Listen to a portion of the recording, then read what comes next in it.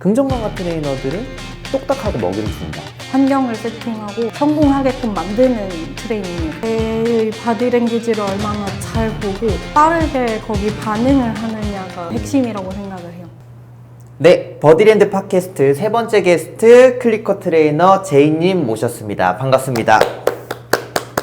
이미 꽤 유명하시지만 우리 시청자분들께 자기소개 한번 해주시죠. 네, 안녕하세요. 저는 동물 트레이너로 일을 하고 있는 제이라고 하고요. 현재 14년 차고 제이 클리커 아카데미로 운영을 하고 있고, 현재는 한 4년 정도 연암대 겸임 교수로 학생들 가르치면서 지자체 교육도 좀 병행을 하고 있습니다. 요즘은 동물 트레이너로 말씀을 하신다고. 네. 그 얘기도 좀 잠깐 해주시죠. 왜냐면 제가 처음 이제 클리커 트레이닝 배웠을 때는 클리커 트레이너라고 소개를 했는데, 네네. 그게 약간 뭔가 사람들이 생각이 조금 고정돼 있는 게 보여가지고 근래에는 조금 바꿨어요, 소개 그런 워딩을. 그래서 다른 동물도 좀 다룬다라고 아까 하셨는데, 네. 뭐 예를 들자면 뭐 고양이, 코끼리, 펭귄 전부 다, 네, 모든 동물이라고 생각을 하시면 돼요. 좋아요. 그러면 제이라는 닉네임은 어떻게 생겨나신 거예요? 닉네임은 이제 제가 캐런 프라이 아카데미라고 클리커 트레이닝 만든 창시자 분이 네. 세운 아카데미에서 프로페셔널 프로그램 할 때 제가 영어 이름을 좀 바꿀까 고민을 하던 차에 이제 지형이니까 그냥 네네. J만 썼어요, 알파벳을. 근데 저희 선생님이 그냥 JAY, J로 쓰셔가지고 심플하고 좋다 해가지고 그때부터 쓰게 됐어요. 그러면 강아지 훈련을 이제 처음부터 동물 훈련으로 접근을 하신 거예요? 아니면 강아지로 시작이 된 케이스인가요? 그런 개념이 아닌가요? 이게 제가 원래 어릴 때부터 동물을 좋아했는데 전공은 사실 그쪽이 아니었어요. 근데 네네네. 일을 하다 보니 이제 원래 요리를 전공을 하고 요리 베이스니까 이제 식품 다루는 무역회사에서 일을 하다가 이게 평생 좀 업으로 삼을 만한 뭔가가 안 되는 거예요. 제가 너무 일에 흥미를 없어 해서. 그래서 마지막으로 그럼 직업을 바꿔보자 해가지고 생각을 했던 건 일단은 훈련사기는 했어요. 훈련사 아니면 사육사였는데 조금 더 어떻게 보면 접근성이 훈련사가 그때는 쉬었다고 생각해가지고 네네네. 알아보게 됐었어요. 그렇게 해서 강아지 훈련을 시작을 했다. 네.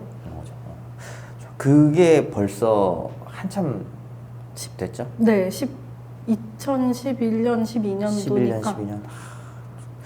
그럼 이 오랜 기간 동안 훈련사의 길을 걸어오셨는데 훈련사가 되지 않았다면 이제 무엇을 하고 계셨을지? 아마 요리를 계속 하고 있었을 것 같아요. 이게 긍정 강화라는 거잖아요. 그래서 긍정 강화를 처음 접했을 때 그 첫인상이 좀 어땠을지. 저도 처음에 이제 훈련사를 하고 싶어서 그때는 제가 이제 회사 다니면서 주말만 좀 배울 수 있는 상황이었고 네네. 아예 이제 훈련사에 대한 걸 모르고 어떻게 하면 훈련사가 될 수 있을지조차 몰라서 그때 뚜벅이어가지고 네네. 서울이랑 서울 근교 훈련소에 다 전화를 했어요. 훈련사가 되고 싶은데 어떻게 해야 되냐, 주말에라도 가서 뭐 청소를 하든 뭘 하든 배울 수 있냐라고 전화를 네네네. 드렸었는데 그때가 2010년도쯤이었거든요. 2010년, 11년. 근데 다 이제 숙식을 하면서 훈련사 생활을 해야 된다는데 현실적으로 제가 그게 네네네. 어려워서 네. 그래도 전화를 막 계속 하다 보니까 한 군데선 그럼 주말에만 좀 와보라고 하셔갖고 가다가 이제 한 달 반 만에 사실 나가는 걸 그만뒀어요, 제가. 개인 사정이라고 네네네. 핑계를 대고. 네. 그때 그만둔 계기로 정말 이 방법밖에는 훈련사가 될 수가 없나 하다가 우연히 클리커 트레이닝이라는 걸 보게 됐어요. 정말 우연히. 그래서 그때는 뭔지 잘 모르고 이게 기존에 내가 봐왔던 어떤 훈련이라는 것과 뭔가는 좀 느낌이 다르다라고 생각을 해서 클리커 트레이닝 하시는 분을 찾아갔어요. 그때 또. 그때 당시에 한국에 있었나요? 네. 어. 아시는 분일 거예요. JD 트레이너. 아, 그때는 근데 활성화가 돼 있는 상황은 아니었죠. 네. 아니었어요. 그러니까요. 그 제가 알기로도 이 그 클리커 트레이닝 긍정 강화라는 게 활성화가 된 지 지금 몇 년이 안 된 걸로 저도 기억을 하고 있어가지고 좋습니다. 계속 이제 교육을 하시고 이 길을 걸어오시면서 막 이거다 했던 그 확신의 순간이 있었다면 그 에피소드 좀 소개 좀 해주세요. 이 질문지를 받고 좀 고민을 해봤는데 네. 사실 특정 에피소드를 생각하기가 되게 어려웠고 네네. 그 부분은 사실 확신은 현재 진행형이에요. 시간이 지날수록 더 계속 저는 그게 강해지고 있고 네네네. 흔들리게 되지 않게 됐어요. 그러면 그 제이님이 생각하시는 긍정 강화라는 게 이제 어떤 건지 무엇인지 그 소개 한번 해주신다면. 긍정 강화가 이제 약간 직역이 돼서 긍정 네네네. 강화라고 쓰는데 제가 근래 이제 학생분들 아니면 훈련사가 되고 싶으신 분들 혹은 보호자분들 교육을 할 때 긍정 강화보다는 양적 강화라고 양적 강화, 용어를 좀 변경을 해서 써요. 그게 제가 임의로 약간 개인적으로 변경을 한 거라기보다 네. 긍정, 부정 이렇게 얘기를 하면 좋음의 긍정, 나쁨의 부정, 막 혼내는 거, 긍정은 무조건 오냐오냐 하는 거 이렇게 무의식적으로 좀 생각을 해서 뭔가 더하고 빼고 그리고 행동 강화, 약화 요 개념이 조금 더 명확해서 바꿔서 좀 쓰고 있어요. 왜냐면 네네. 이제 결국 그래도 긍정 강화라는 건 결국 동물들이 인간 포함해서 학습을 하는 방식 중에 하나일 뿐이고 네네. 말씀드렸던 뭐 양적 강화, 양적 약화 이런 것들이 다 이제 조작적 조건화 사분면 중에 네네. 하나일 뿐이에요, 사실은. 네네네네. 그리고 아시다시피 저희가 걔들을 관리하고 트레이닝을 할 때 딱 그 사분면 중에 하나만 쓸 수는 맞죠. 없어요, 네네. 현실적으로. 네. 그리고 효과도 떨어지고. 그래서 그냥 행동학의 어떤 부분 중에 하나라고 소개를 드려요. 이제 그 요즘에는 또 비강압 그 트레이너라고 소개를 많이 하시더라고요. 뭐 어쨌든 뭐 긍정 강화 트레이너들이 추구하는 훈련이라는 게 있을 것 같아요. 그게 정확히 어떤 걸 우리는 추구한다 라는 게 좀 있다면 좀 설명을 해주시겠어요? 뭐 사실 비강압 트레이너라고 하는 부분을 제가 대표해서 말씀을 드리는 건 아닌데 네네네. 적어도 제가 그래도 적지 않은 시간 해온 바로는 사실 바디블로킹도 어떻게 보면 양적 약화거든요. 그렇죠. 그러니까 이전 스타일로 설명을 하면 긍정 처벌인데 버리죠. 네. 왜냐면 이게 걔가 원하는 행동이 있고 어딘가 가고 싶어 하지만 우리가 신체 접촉 없이 그걸 블로킹을 해서 거절을 하고 이제 거절하는 것에 대해서 걔한테 좋게 생각하게끔 이제 교육을 하고 네. 이런 것들이 종합이 돼 있잖아요. 네네네. 그래서 이제 저희가 긍정처벌 양적 약화도 쓰지만 이게 결국엔 비강압이라는 건 사실 되게 강압이냐 비강압이냐가 되게 정말 얇은 벽 하나 맞아요. 차이인 네. 게 블로킹을 하더라도 저는 이제 뭐 유튜브에 패트리샤 맥코넬 바디블로킹 영상 네네네. 찾아보면 네. 걔한테 앉아 기다려 시키고 간식을 뒤로 토스를 해서 걔가 먹으려고 일어나면 블로킹을 하고 하자마자 이제 걔가 스스로 앉고 바로 행동 강화를 해주는 영상들이 나와요. 네네네. 그러니까 적어도 그런 블로킹을 쓸 때 저희도 뭐 울타리나 어떤 판으로 막 개들이 작고 이러면 금방 지나갈 수 있으니까 막아요. 그걸 통해서 막지만 어떤 도구나 몸을 이용해서 걔를 직접 밀거나 네. 막 쾅 소리를 내서 겁을 네, 주거나 네. 아니면 구석으로 정말 몰아붙이거나 그런 걸 하진 않는단 말이에요. 근데 블로킹도 사실 조금 더 과하게 하게 되면 딱 그렇게 네, 넘어가기가 네, 네. 너무 쉽잖아요. 네.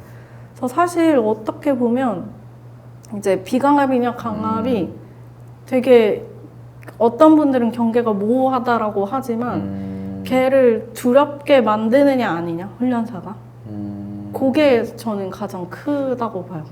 차이가. 근데 그 두렵게 만드는 이라는 게 네. 꼭 굳이 우리가 뭐 물리적인 접촉을 하지 않아도 아니면 큰 소리를 내지 않아도 뭔가 이 분위기에 따라서 강아지가 뭔가 위축이 될 수도 있고 겁을 먹을 수도 있고 뭐 그렇잖아요. 뭐 그런 부분들은 또 어떻게 생각을 하시는지. 예를 들어서 어떤 트레이닝 센터에 걔가 처음 오고 낯선 사람이나 걔가 있으면 당연히 평소 행동과 다르고 네. 겁먹고 위축이 될 수 있는데 그거는 사실 환경적인 부분이니까 네네네. 당연히 뭐 그런 상황이 발생을 할 수가 있고 그러면 그 분위기에서 걔가 두렵게 느끼지 않게끔 환경 조정을 뭐 하거나 뭔가 긍정적인 기억을 심어주려고 하는 걸로 분위기를 풀 수가 있거든요. 네네네. 아니면 센터에 오는 게 지금 적합하지 않은 상태다.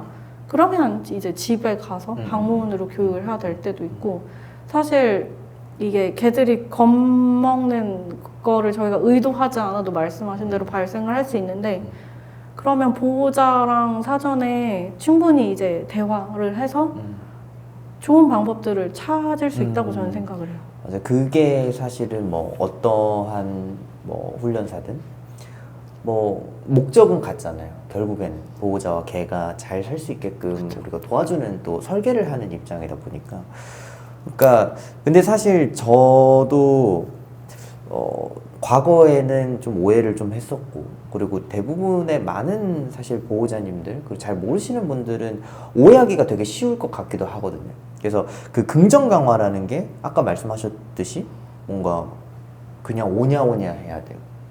그냥 간식 주는 거, 뭐 이런 식으로 그냥 개를 다 받아주는 거, 뭐 이런 식으로 또 오해할 수도 있을 것 같은데 긍정 강화하면은 좀 이런 대표적인 오해, 뭐 이런 것들이 있잖아요. 그런 것들에 대한 좀 제이님의 생각이 있다면. 뭐 저희 공부하는 코스에도 나오지만 뭐 느리다, 효과가 없다, 뭐 먹을 거 쓰니까 개가 살이 찌거나 먹을 거 없으면 말 안 듣는다. 코스 내용에도 있지만 실제로 그런 오해가 현실에서도 많이 네네네. 나오거든요, 네, 얘기가. 네. 근데 이거는 긍정 강화 트레이닝을 잘 하려면 정말 효율을 극대화하는 방법을 잘 찾는 거라고 저는 생각을 해요. 그리고 강화물, 그러니까 보상이라는 건 걔가 그 상황 당시에 원하는 거, 얘한테 이걸 얻을 만한 가치가 있는 모든 걸 써야 하는데 초보 사실 단계에서는 걔들이 대부분 먹는 걸 좋아하고 빠르게 주고 소비를 할 수 있다 보니 먹을 걸 많이 쓰지만 공부를 더 하고 걔를 많이 이제 다뤄보면 뭐 가령 프리맥 원리처럼 네네. 캔넬 크레이트 교육을 할 때 걔한테 크레이트에 들어가는 게 어떤 개들은 되게 무섭고 좀 불편하거나 네네. 낯설 수 있지만 그러면 크레이트에서 나오고 싶어 할 거잖아요. 그 개는. 네네. 그럼 들어가는 행동에 나오는 행동을 보상으로 줄 수도 있어요. 그쵸. 그런 네. 기능적인. 네네네.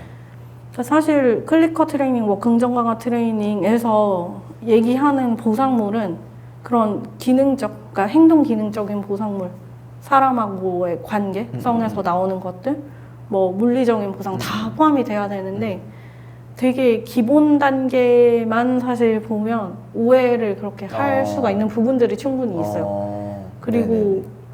클리커 트레이닝이 기존 조금 전통적인 네네. 방식 훈련이랑 다르다고 얘기를 사람들이 하는 건 걔가 이해할 수 있게 되게 차근차근 단계를 밟는다라는 건데 그게 되게 느리다라고 생각을 하시거든요. 근데 저희가 트레이닝을 할 때는 사실 훈련만 하는 게 아니라 네네. 관리를 해주잖아요. 그쵸. 근데 관리는 행동 문제를 예방을 하는 거고 어떤 행동을 하는 게 적절할지 알려주진 않아요. 뭐 울타리나 네네네네. 이런 것들. 네. 근데 트레이닝은 이 상황에서 어떤 행동을 하는 게 적절할지 알려주는 거잖아요, 네네네. 걔한테. 네. 그럼 둘 다 병행을 해야 효과가 극대화가 되고 긍정 강화 트레이닝이라고 할지라도 뭐 저희가 예를 들어 패드에 강아지가 쉬를 잘 하면 칭찬해줘요. 강화를 네. 해주잖아요, 네. 긍정 강화로. 근데 그게 선행이 되려면 이제 푹신푹신한데 배뇨배변을 하는 게 본능이니까 관리 측면에서 그걸 다 치우고 실수하면 안 되는데 다 막아주잖아요. 네. 그러니까 그게 결국에는 병행이 돼야 효과가 좋은데 패드에 쌀 때만 칭찬하고 보상을 해준다라고 해서 배뇨배변 교육이 맞죠.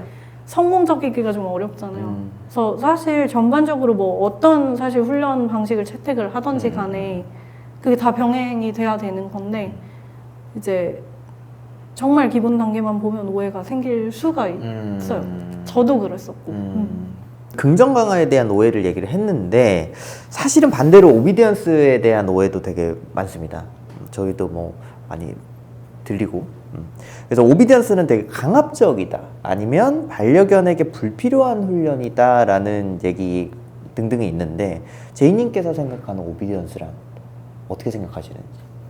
제가 이 질문을 불과 이번 주에 저희 학교 학생들한테서도 받았어요. 아 그래요? 어떻게 생각을 하시냐 네네네. 교수님. 그래서 저도 분명히 이제 트레이닝 공부를 시작한 지 얼마 안 됐을 때는 그런 선입견이 있었어요, 솔직히. 네네네. 그래서 걱정도 많이 했고 근데 이제 시간이 좀 오래 지나고 공부를 하면서 내가 되게 편협하게 생각을 했고 사실 뭐 오비디언스에서 IGP 그런 게 독스포츠잖아요, 사실 어떻게 맞죠. 보면. 근데 스포츠라는 건 결국 경쟁도 하지만 네. 그걸 되게 연습을 즐기면서 하고 좀 좋은 결과를 내보자라는 게 주 목적인데 네. 독스포츠도 사실은 의견이 분분하잖아요. 네, 뭐 네, 원반도 그렇고 너무 막 네, 지나치게 걔가 몰두한 상황이 있어서 근데 걔가 다치지 않고 보호자랑 즐겁게 연습을 할 수 있는 그런 스포츠 개념이라면 그게 나쁘다라고 저는 볼 수는 없다고 생각해요. 그러니까 정도의 정말 차이인 거고 네. 반려견한테 오비디언스가 필요 없다라고 하기엔 오비디언스에서 가르치는 것들이 결국에는 앉아 엎드려 뭐 기본적인 캔넬, 하우스 훈련 그리고 잘 좀 기다리는 것들을 통해서 충동 조절 능력 키워주는 것들인데 네. 너무 이제 교육을 안 해도 걔들도 이제 생각하는 것도 조금 다르고 또 펫한테 그게 반려견한테 그게 필요가 없다라기엔 가만히 저희가 생각을 해보면 물론 이제 반려견들은 뭐 경찰견, 군견처럼 되게 하드코어한 그런 어떤 활동? 네네. 일을 하진 않아요. 네. 하지만 제가 이게 결정적으로 좀 되게 생각이 확 바뀌었던 건 서비스독 트레이닝을 배우면서부터인데 제가 되게 고민을 많이 했어요. 네네. 오비디언스가 분명히 그런 충동 조절 능력을 키워주는 측면에선 필요한데 과하다라고 느끼는 부분들이 아직은 있어서 이걸 어느 이제 중심축에 두고 좀 저도 교육을 이제 보호자님들 대상으로 네네네. 특히 해야 되나 고민을 했는데 서비스독을 생각을 해보면 서비스독은 뭐 시각장애인 안내견이든 청각장애인 안내견이든 뭔가 나랑 24시간 동행을 했을 때 네. 주변 사람들한테 아무런 이제 불편함을 끼치지 않아야 해요. 그죠? 다른 이제 개나 사람들한테 네. 짖거나 공격적인 행동도 없고 사회성이 되게 좋은 대신에 사람들이 불편하게끔 막 돌아다니는 것도 아니고 보호자랑 동행해서 딱 보호자 발밑에서 쉬고 있고 또 보호자가 이동할 때 같이 동행을 하고 서비스 독이기 때문에 좀 해야 되는 특정 어떤 미션들이 있어요. 그 네네. 친구들은 분명히 뭐 알러지 탐지라든지 발작 관련해서 뭐 사람 몸에 좀 압력을 주는 거라든지 시각장애 안내라든지 근데 그런 어떤 의학적인 네네. 부분을 제외를 하면 네. 24시간 나랑 동행하는데 아무런 불편함이 없어? 라고 가정을 했을 때 반려견 보호자님들이 사실 가장 원하는 게 저는 그거라고 생각을 하거든요. 내 개랑 어디든지 갈 수 있고 뭐든 네. 할 수 있다. 근데 서비스 독들도 오비디언스를 필수로 해요. 그럼 이게 그 맥락에서 보면 어떤 원하는 정도의 차이지 불필요하고 강압적이고 나쁜 건가? 라고 고민을 조금 다시 해봤으면 좋겠다라는 생각이 좀 있어요. 저는 전혀 아니라고 생각을 하거든요. 네. 저도 이제 오비디언스를 계속 해오면서 그리고 많은 강아지들을 이제 가르치기도 하고 오비디언스를 뭐 하고 있지만 요즘에 저는 오비디언스가 추세가 확실히 좀 스포츠화 되었다라고 생각을 하거든요. 그래서 그 취미 활동으로 오비디언스를 게임 형식으로 하시는 보호자님들도 굉장히 많이 생기고 근데 사실 오비디언스라는 그 종목과 일상에서 필요한 예절 교육은 다른 거거든요, 사실. 이걸 되게 모르시는 분들이 되게 많은 것 같아요. 그러니까 뭐 예를 들어서 오비디언스 때 뭐 예쁘게 힐링을 하고 빠르게 앉아야 되고 빠르게 엎드려야 되고 그런 기준이라는 게 있잖아요. 근데 그 훈련사들이 그런 오비디언스 때 그런 모습을 보여준다고 해서 일상에서 반려견들이 그렇게 할 이유는 전혀 없는 거거든요. 그래서 그런 오해들도 굉장히 좀 있는 것 같기도 하고 또 반대로 이전 질문에서 봤을 때 긍정 강화 트레이닝에 대한 오해도 분명히 또 있고 저는 그런 생각이 있었거든요. 긍정 강화 트레이너들은 똑딱하고 먹이를 준다. 그러면 다른 강화물은 사용하지 않는 것인가?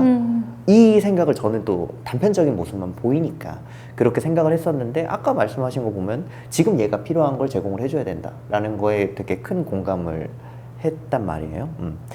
그래서 사실 뭐가 맞다, 뭐가 틀리다는 없는 것 같고 결국에는 제가 봤을 때도 보호자와 강아지가 좀 더 즐겁게 아니면 잘 이렇게 좀 어우러지는 게 우리 또 목표지 않나라는 또 생각을 한 번 더 또 하게 되는 것 같아요.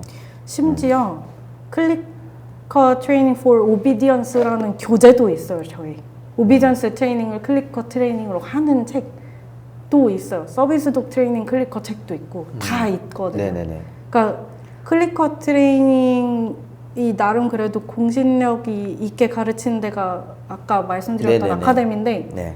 거기서 판매를 해요, 그 교재를. 아, 그러니까 네. 이게 정말 강압적이고 불필요하고 나쁜 거라면 그 책을 팔 수가 없어요, 그 이제 기관에서. 근데 교재를 판단 말이죠. 근데 그거를 하시는 분은 저는 못 본 것 같은데요. 그래서 내년에 전 좀 뛰어들어 보려고요. 좋아요. 나름 네. 그러면 이제 제이님만의 이건 좋은 훈련이다. 그러니까 좋은 훈련을 가늠하는 제이님만의 기준이 있다면? 제 기준은 네.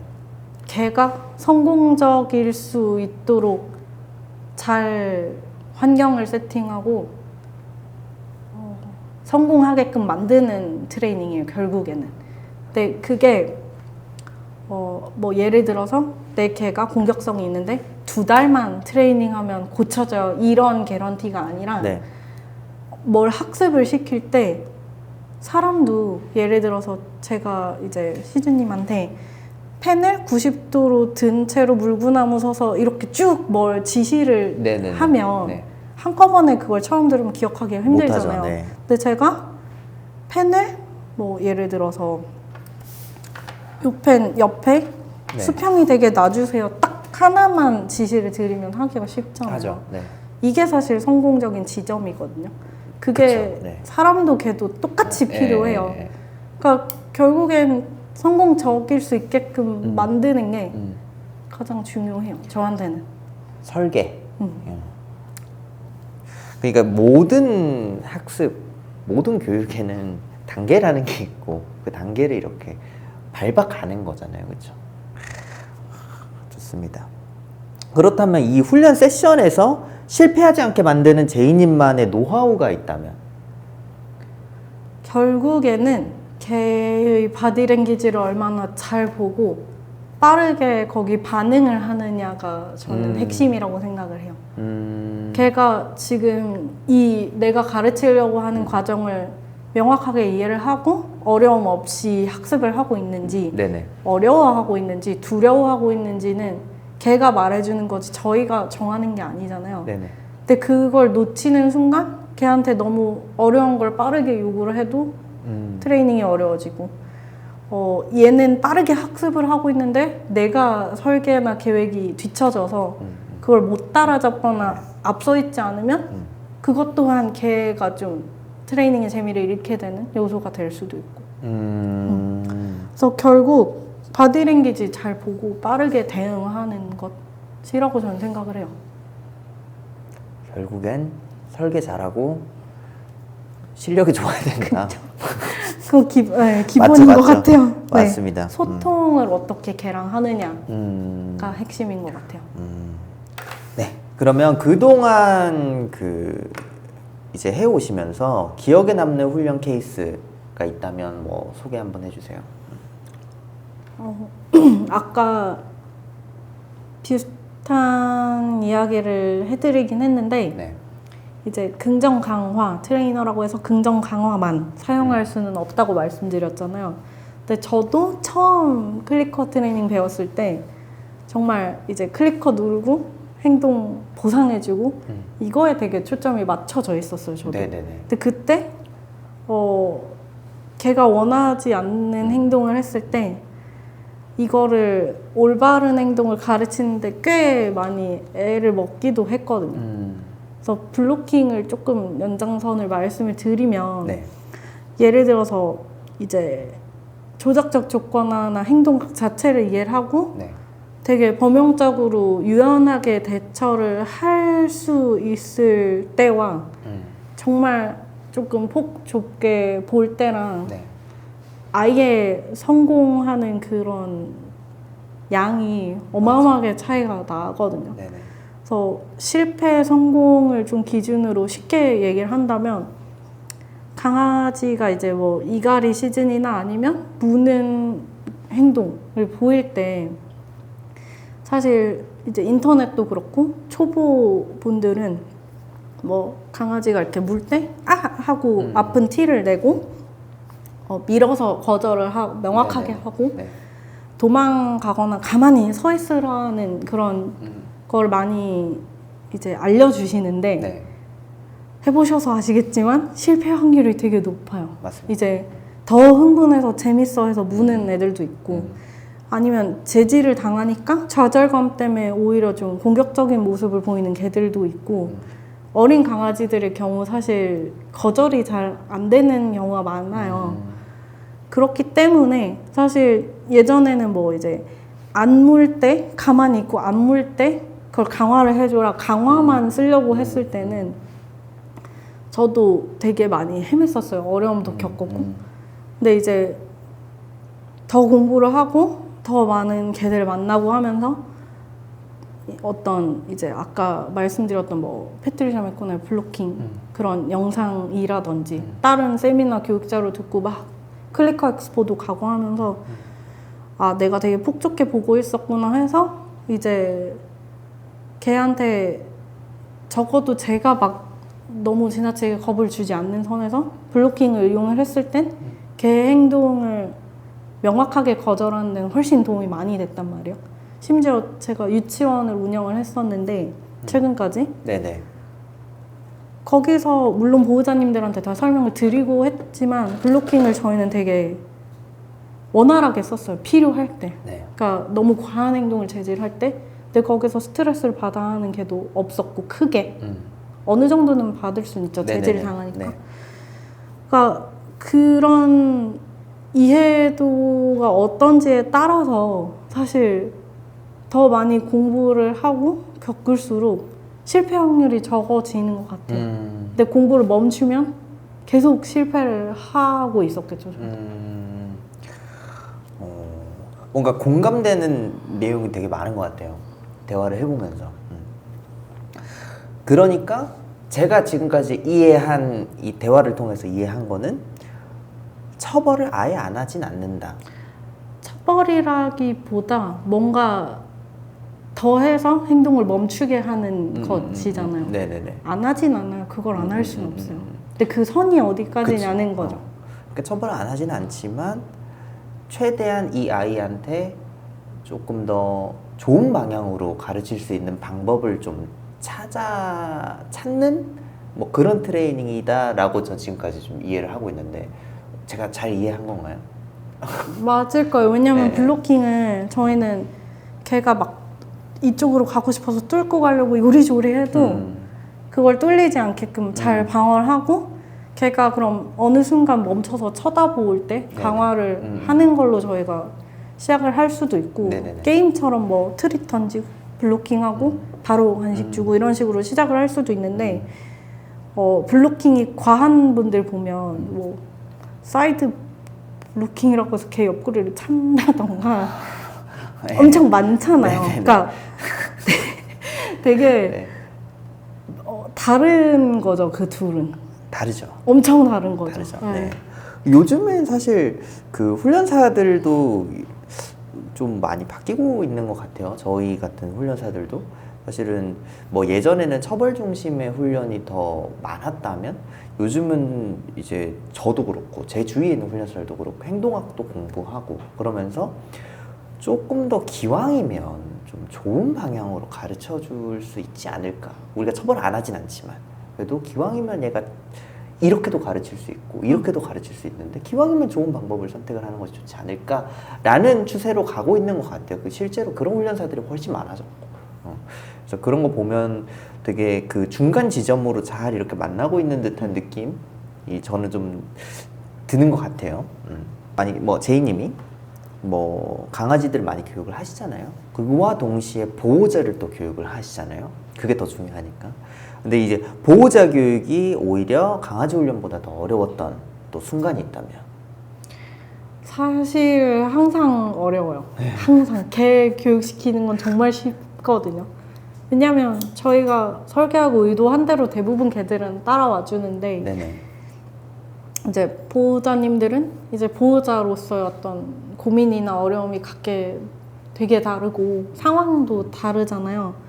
그래서 최대한 사실 보호자 교육을 할 때는 보호자님들 개개별 이제 가정 상황에 맞춰서 상담을 하고 뭔가 이제 교육을 하려고 하는 편인데 좀 어려운 부분은 내가 어떻게 학습을 하고 왜 이런 행동을 하는지 설명을 드려도 이제 설명을 드릴 때는 이해를 하셨다라고 답을 하시는데 네. 그 뒤에 질문들을 보면 사실은 이해를 하지 못하고 네. 비슷한 질문을 반복을 하시거나 아니면 걔를 너무 의인화 네네. 시켜서 이제 생각을 하시는 경우에 이제 현실적인 어떤 반려견과의 생활과 거기서 오는 조금 되게 괴리감이 네. 엄청 큰 경우들이 있어요. 좀 되게 조심스럽긴 하지만 네네. 그 경우가 좀 어렵다라고 봐야 되는 것 같아요. 똑같네요. 네, 다르진 않을 것 같아요. 그러면 그 상황마다 다르겠지만 그 공격성이 정말 심한 강아지들 있잖아요. 아예 뭐 정신을 못 차릴 정도로 뭐 그런 강아지들이 종종 있는데 이런 강아지들의 경우 뭐 첫 세션에서 꼭 해줘야 하는 것이 있다면 무엇이 있을까요? 제가 퍼피 사회화도 하고 공격성 행동 수정도 다 하지만 네.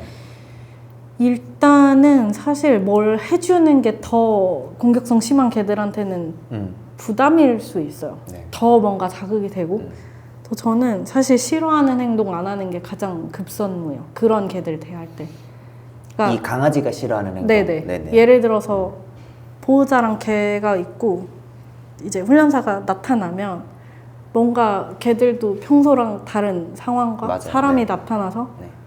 다름을 느끼고 긴장을 하는 개들도 있는데 거기서 훈련사가 너무 이제 무게를 잡고 걔한테 이렇게 집중을 너무 하면 엄청 그 압박감을 느끼는 개들이 꽤 있어요. 네네네네. 그래서 저는 사실 좀 그 아바타 조종하는 것처럼 되게 심한 개들은 먼 거리에서 보호자님한테 이제 즉각적으로 칭찬 보상하거나 핸들링하는 걸 지시를 먼저 해요. 제가 걔한테 뭔가를 하는 것보다. 그래서 결국에는 이제 첫 세션에서 꼭 하는 건 그 심한 반응이 어느 정도 거리에서 나오고 어떤 자극에 이제 자극을 주는 대상이 어떤 행동을 할 때 나오는지를 보호자님한테 설명을 하고 이해를 시키고 거기에 따라서 거리 벌리고 이런 거를 더 중점으로 저는 두는 것 같아요. 걔한테 뭔가 해준다기보다. 사실 해주는 것도 보호자님이 하시게끔 지도를 하죠. 맞아, 그게 좀 중요하죠, 사실은. 훈련사가 들어가서 훈련사가 막 이렇게 하고 빠지면 집에서 결국엔 남는 건 보호자랑 강아지인데 더 좀 상황이 악화되는 경우들이 되게 많잖아요. 그래서 보호자를 이렇게 좀 지시하는, 보호자를 지시하는 방향으로 하고 계시다라는 거죠. 그러니까 첫 단추를 잘 끼우려고 해요. 만약에 제가 훈련사니까 내가 막 들어가서 뭔가를 하면 만약에 그 개가 되게 간식을 잘 먹었더라도 아니면 다른 보상의 반응이 있었어도 양가 감정으로 이제 뭔가 강화물의 반응이 있으면서도 두려웠으면 다음 세션에 뭘 하기가 되게 힘들어져요. 그래서 저는 첫 단추를 되게 중요하게 생각을 하고 잘 끼우려고 하는 편이에요. 그리고 사실 너무 심각하면 보호자님한테 그 어떤 개 호르몬 문제나 신체적인 질병이 있는지 그걸 검사를 해본 적이 있는지도 네네네. 여쭤봐요, 같이. 신체적인 결함이 없는지. 문제가 그쵸, 없는지. 뭐 고통으로 인한 공격성일 수도 있고 네네네. 뭐 호르몬 문제면 그거는 치료를 해야 되지 사실 맞죠. 훈련으로 바뀌는 맞아요, 건 맞아요. 아니라서 수의학적인 원인을 좀 배제를 먼저 하려는 편이에요. 그런 부분도 있어요. 그러면 강아지가 보내는 스트레스 신호 중에 아까 그 카밍 시그널, 강아지 시그널 뭐 그 얘기 하셨는데 스트레스 신호 중에 보호자나 훈련사들이 자주 놓치는 게 있다면 대표적인 게 뭐가 있을까요? 의외로 회피 반응을 되게 대수롭지 않게 생각하는 경우가 있어요. 말씀하신 대로 네. 카밍 시그널은 되게 대중적으로 네네네. 많이 알려져 있어서 네. 일반 보호자분들도 많이 아시거든요. 네. 근데 사실 카밍 시그널은 정말 스트레스 시그널의 큰 카테고리 하위 네네네. 개념이잖아요. 네. 그러니까 뭐 양가 감정이든 아니면 전위 행동이든 뭐 다 스트레스 시그널을 보이는 거고 한데 공격성이 아니면 걔가 이제 시선 피하고 고개 돌리고 심지어는 몸이 이렇게 중립적으로 있지 않고 이렇게 기울어져 있냐 네. 조금 빠져 있냐 네네. 이것도 사실 회피 반응의 일종인데 네. 회피 반응의 되게 미묘한 부분들은 놓치기가 되게 쉬워요, 트레이닝 할 때. 맞아요. 저도 이제서야 좀 보이는 것 같아요. 그러니까 그 강아지들의 성격이 다 다르잖아요. 그러니까 공격성이라 하더라도 다 같은 공격성이 아니기 때문에 이게 왜 공격성을 보이는 것인가? 뭐 어떤 애는 예민할 수도 있고 그 예민함에도 종류가 굉장히 여러 가지가 있고 어떤 뭐 오히려 좀 방어적으로 공격을 하는 경우도 있고 아니면 정말로 뭐 진짜로 공격을 하려고 하는 경우도 있고 뭐 등등등의 성격이 다 다르니까. 근데 그런 그 미묘한 차이들을 그 보는 게 제가 생각했을 때는 그냥 단순히 공부해서 되는 부분은 아니라고 보거든요. 많은 경험도 필요하고 많은 또 관찰도 필요하고 또 한 것 같아요. 그래서 그럼 이런 공부를 하기 위해서는 제이님은 어떻게 좀 과정을 밟아오셨는지. 저는 아까 말씀드린 캐런 프라이 아카데미 프로페셔널 과정 전에 사실 이제 CCPDT라는 다른 단체에서 행동학 관련해서 이제 보호자 교육 관련된 자격증을 먼저 취득을 하고 나서 KPA 거를 어떻게 보면 좀 트레이닝 실무를 했어요. 그러니까 이론을 먼저 하고 실무를 한 케이스고 네네네. 그 뒤에 그런 비슷한 결의 공부를 계속 하고 있는 중인데 이게 사실 이론이나 지식만 말씀하신 대로 쌓는다고 되게 잘하는 좋은 훈련사가 될 수는 없어요. 그래서 저는 가급적이면 수업을 되게 많이 해보려고 했고 수업을 많이 해왔는데 네. 현실적으로 당장 사실 뭐 누군가를 가르치고 이게 쉽진 않잖아요. 네네네. 제가 사실 그래서 추천을 하는 방법은 오히려 보호소 가서 산책 봉사나 어. 이런 거부터 하거나 네네네. 아니면 반려견들 카페 있잖아요. 애견 카페라고 했던 곳들이 아직 있으니까 네네네. 본인 개 없이 거기 놀러 가서 가만히 개들 행동 보고 관찰하는. 있으면 많이 늘어요, 사실 보는 눈이. 음. 그래서 그런 게 저도 초기에 했었고 도움이 많이 돼요. 봉사는 제가 사실 많이 못했는데 그런 것들은 되게 많이 돼요. 남의 개를 보는 거, 내 개 없이. 내 개도 잘 봐야 되지만 남의 개를 잘 보는 거. 그러면 이 길을 이렇게 걸어오시면서 이 길을 잘 선택했구나 라는 순간이 있었다면? 항상 이제 뭐 행동 수정이든 뭐 사회화든 퍼피 아니면 기본 매너든 걔가 되게 트레이닝을 즐거워하고 자신감 있어하는 모습 볼 때도 그렇지만 보호자가 되게 말씀드린 아까 그런 미묘한 변화 있죠. 네네네. 그걸 보호자가 이해를 하고 기뻐했을 때 저는 어. 가장 보람이 큰 것 같아요.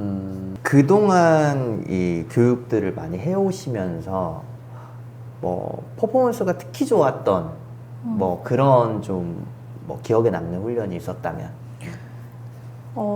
저랑 가장 장기로 이제 수업을 한 걔랑 보호자님이 2년을 했어요. 네네.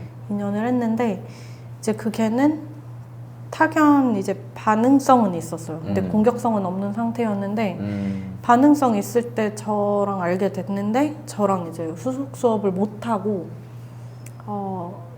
다른 이제 센터에서 수업을 반응성 때문에 하고 있었는데 그 사이에 이제 다른 걔한테 물리는 사고가 있었어요. 한두 번 정도. 그래서 그땐 이제 완전히 공격성이 생겨가지고 보호자님이 저한테 다시 연락이 오셨어요. 저랑 해봤으면 좋겠다. 근데 이제 그 센터에서 걔가 조금 뭔가 검사를 해봤으면 좋겠다 하셔가지고 쿠싱 증후군이 있는 걸 찾았어요. 그래서 걔는 이제 그래도 쿠싱 증후군이 당장 막 통증을 엄청 유발하는 건 아니지만 일단 그래도 어떤 컨디션이 있고 수의학적인 그 다음에 트라우마도 있는 네네네. 상태고 복합적인 요인이 있는 이제 걔였는데 걔를 정말 이제 2년 동안 엄청 보호자님이 열심히 하셨어요. 제가 그렇게 할 수 있을까 싶을 정도로 제가 보호자였다면 네. 그래서 그 걔는 1년쯤 트레이닝 했을 때 반응성이 엄청 낮아졌고 그때 제가 그리고 약간 사람 우울증 치료기기처럼 걔들도 불안증 좀 낮춰주는데 도움이 되는 기계가 있어요. 오. 그거를 미국에서 알게 돼가지고 클리커 엑스포 갔다가 네. 제가 자비로 사서 걔한테 테스트를 해봤거든요. 보호자님이랑. 왜냐면 걔가 그런 공격성 외에도 집에서 보호자님 가는 대로 따라다니면서 잘 잠을 못 자고 이래서 걔는 그런 행동이 명확히 막 트라우마 있는 이런 거랑 또 생활에서도 뭔가 불안감이 많으니까 네. 그 기계를 썼는데 트레이닝 딱 1년 하고 그 기계 쓰니까 잠을 엄청 잘 자기 시작했고 따라다니는 걸 그만뒀대요. 오. 그래서 점점 잘 쉬게 되니까 네. 트레이닝이 더 효과가 좋아져서 완전히 다른 개한테 100% 사실 안 네네네. 짖을 수는 없는데 네. 그래도 이제 분리된 어떤 독채 반려견 동반 펜션 같은 데도 놀러 가고 또 갑툭튀만 안 당하고 상대 개가 너무 막 자극을 네네. 주지 않으면 네. 그냥 다른 개 보고 무시하고 산책하고 현실적으로 이제 그 정도 저희가 목표를 해서 네. 크게 이제 생활하는데 불편함이 없게끔 정도까지는 했어요. 하고 네. 이제 그 걔도 나이가 점점 들고 있어서 관리해 주시면서 잘 지내고 있어요, 그 친구. 오. 아무래도 기억에 제일 남죠. 그럼 지금은 교육이 끝난 친구예요? 그쵸. 어. 왜냐면 네. 그 정도면 이제 본인이 데리고 살고 생활하는데 괜찮겠다고 보호자님 판단하셔가지고 잘 지내고 있어요. 지금도 종종 저랑 만나요. 사실 2년 동안 트레이닝을 했으면 보호자님도 반훈련사 자기 개 정도는 그쵸. 좋습니다. 그러면 제이님께서 특히 존경하거나 아니면 영감을 준 멘토가 있다면 아무래도 저의 이제 프로페셔널 과정을 코칭해준 테리 라이언 테리 라이언 선생님이랑 네. 그리고 아까 이제 클리커 트레이너들이 먹을 것만 너무 쓴다라고 하셨는데 켄 라미레즈라고 그 동물 행동학이랑 트레이닝으로 유명하신 분이 계세요. 네네네. 캐런 프라이어 아카데미 트레이닝 총괄하시는 분인데 그분은 이제 원래 벨루가부터 벨루가. 네. 이제 하셨었어요. 네네네. 일을 개 쪽 말고 다 그런 해양 생물부터 네네. 하셔가지고 근데 그분은 먹이 없이 벨루가 이제 혀 간지럽혀주고 막 놀아주는 걸로도 1시간에 걔랑 시간을 보낼 수 있거든요. 네. 먹이 없이. 네네네. 그러니까 저도 다른 동물을 하다 보니 이제 테리 라이언은 저를 이제 트레이닝을 알려주신 분이라 멘토로 제가 되게 존경하는 분이고 켄은 또 제가 좀 목표로 하고 그런 또 되게 폭 넓은 어떤 트레이너로서의 공부 관련해서 이제 아이디어를 많이 얻을 수 있는 분이에요. 그러면 지금 현재 훈련사를 꿈꾸는 사람들이 가장 먼저 준비해야 될 건 어떤 거라고 생각을 하세요? 일단 아까 말씀드린 뭐 이론도 좋고 네네. 경험 쌓는 것도 중요한데 네. 사실 이쪽 일을 하면서 좀 자주 듣는 얘기가 나는 사람보다 개가 좋아 라고 생각을 하셔서 이쪽을 생각을 하는 분들이 계시거든요. 네네네. 생각보다 좀 자주 보이고 네. 근데 결국에는 내가 어떤 보호소에서 개들만 이제 돌보고 할 게 아니라면 결국에는 이제 보호소도 사실 예비 입양자나 이제 보호자분들이 생기고 또 거기 내부에 이제 직원들도 있고 네. 아니면 일반적인 이제 트레이닝을 한다라면 보호자랑 소통을 안 할 수가 없어요. 맞죠. 동료들을 하고도. 그래서 저는 이론 실무 다 중요한데 사람들하고 소통하고 연민을 좀 가지고 이해하는 그런 부분들 저는 지금 오래 하면 할수록 더 중요하다라고 생각을 해요. 사회성 중요하다. 네. 중요하죠. 네. 그럼 제이님이 바라보는 이상적인 반려문화는 어떤 모습인가요? 사실 저도 이제 3마리 반려견 네. 보호자임과 동시에 트레이너이기도 하지만 개를 사실 어떤 사람은 싫어할 수 있어요. 그것도 저는 잘못됐다고 생각하지 않아요. 그 이유가 뭐가 됐든. 근데 이제 사실 반려인들, 비반려인들이 서로 막 엄청 대립이 엄청 많단 말이에요. 갈등이 맞아요. 엄청 네. 많고. 그래서 개인 의견은 다 존중을 하나 이건 사실 어느 이제 분야에서도 비슷하겠지만 서로 이제 앞에 말했던 소통을 하고 연민을 가지고 좀 이해를 하면 그래도 갈등이 좀 줄어들 수 있지 않을까? 그래서 너무 막 혐오감만 계속 표출을 하기보다 서로 이제 좀 진부할 수 있는데 생명 존중이라는 거에 의해서 좀 잘 어울렸으면 좋겠어요, 사람들. 좋습니다. 그러면 또 앞으로 제이님께서 뭐 도전하고 싶은 프로젝트, 뭐 아니면 목표, 뭐 이런 게 있다면?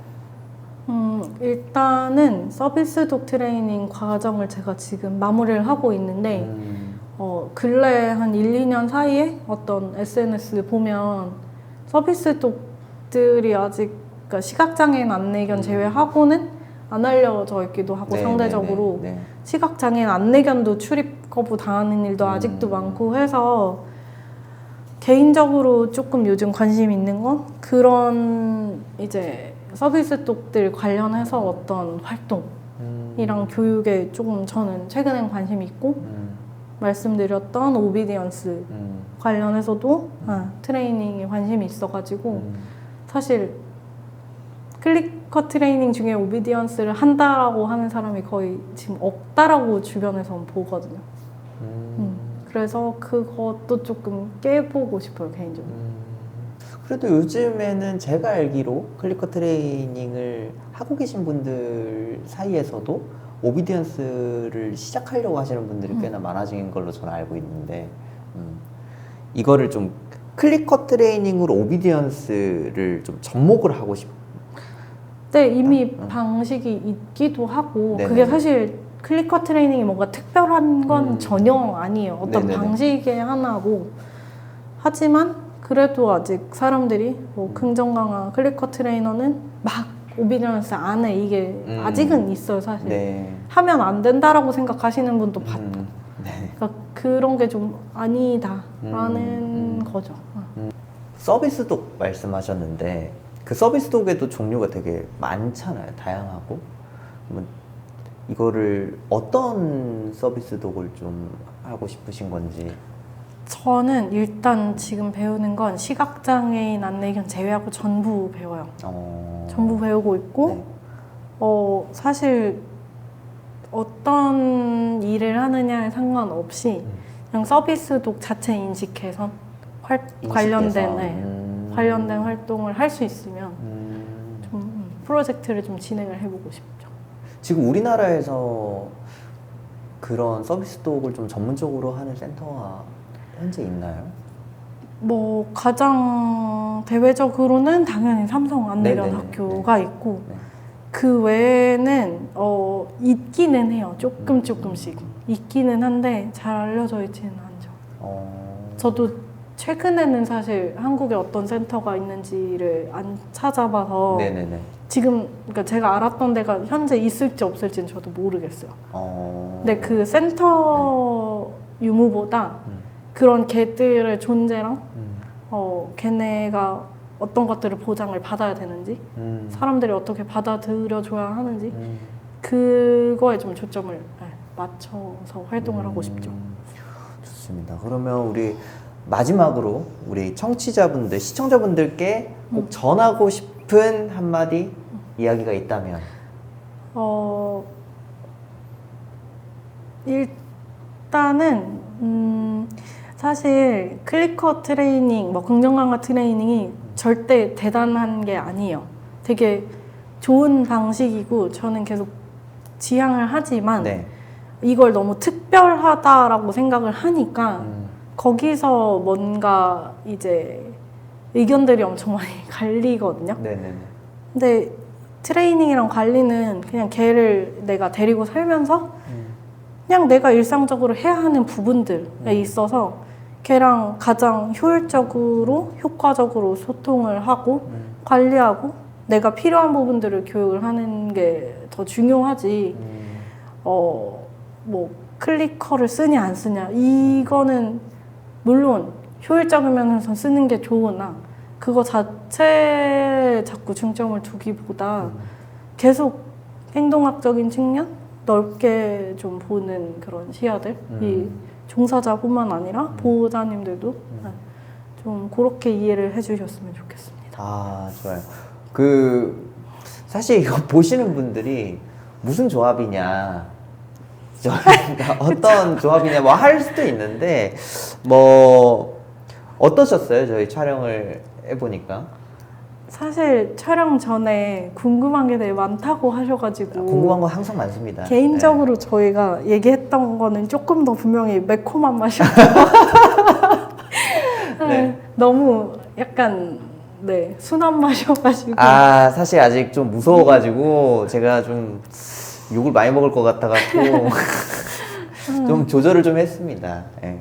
근데 대화를 해보면서 저도 오늘 느끼는 것들이 되게 많거든요. 울림도 개인적으로 좀 있었고, 그래서 이번 거를 좀 시작으로 다음번에 한 번 더 뭔가 무슨 촬영이 있다면 그때는 조금 또 딥한 얘기 좀 할 수 있는 좀 자리가 있었으면 좀 좋기는 할 것 같아요. 그러면 오늘 팟캐스트는 여기까지 이제 하는 걸로 하고요. 다음 게스트도 기대해 주시면 감사하겠습니다. 네, 감사합니다.